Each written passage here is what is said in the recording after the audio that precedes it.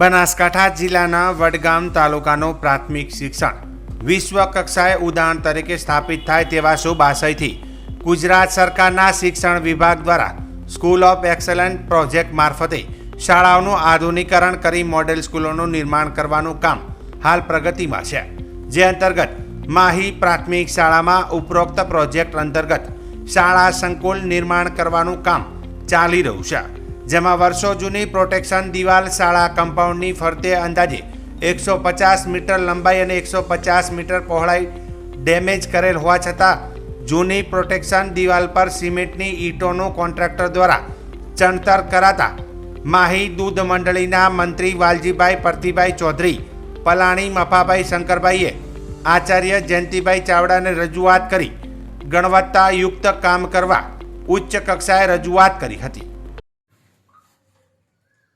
મારું નામ પલાણી મફાભાઈ શંકરભાઈ, હું માહી ગામનો વતની છું. મારી માહી ગામની પ્રાથમિક શાળાની અંદર અમે એસઓઈ અંતર્ગત સ્કૂલ ઓફ એક્સલન્સ અંતર્ગત જિલ્લા લેવલથી મંજૂર થયેલ કોટ કોરમોર અને રિનોવેશન કરવા માટે કામગીરી સરકારશ્રીએ ટેન્ડર બહાર પાડ્યું નથી અને કામગીરી આપી છે. એ કામગીરી બિલકુલ બધું ડેમોજ થઈ ગયેલું છે, જર્જરિત છે, કંઈ કામો વિધેય, કામની ગુણવત્તા પણ સારી નથી અને કોટ હલાવીએ તો પણ પડી જાય એમ છે. અને અમારા ગામના જો બાળકો કોટની બાજુ રમતા હોય એ બાળકો મરી જાય, જવાબદારી કોની? અમે તેનો સંપર્ક કરતો કોન્ટ્રાક્ટર કોઈ જવાબ આપતા નથી, એસ્ટિમેટ પણ આપતા નથી.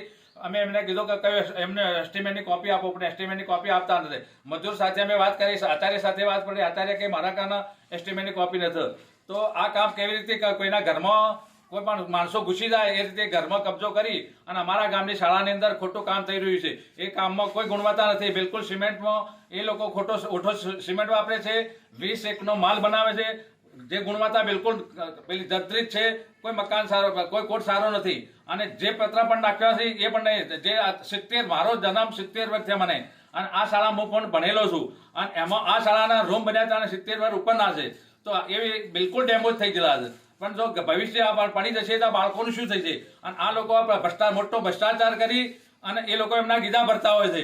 તો સરકારશ્રીએ એના પર ધ્યાન આપી આ ભ્રષ્ટાચાર રોકવો જોઈએ, એની તપાસ થવી જોઈએ. ફરીથી અમારો આ કોટ અને શાળાના ઓરડા નીચે જમીનમાંથી મારા ધ્યાન પર એવું આવેલું છે કે 3.5 મીટર આ કોટ બનાવવાનો છે, પણ કોટ જર્જરિત, નીચેનો કોટ જૂનો છે અને ઉપર 2 થી 2.5 ફૂટ જ કામ ચાલે છે.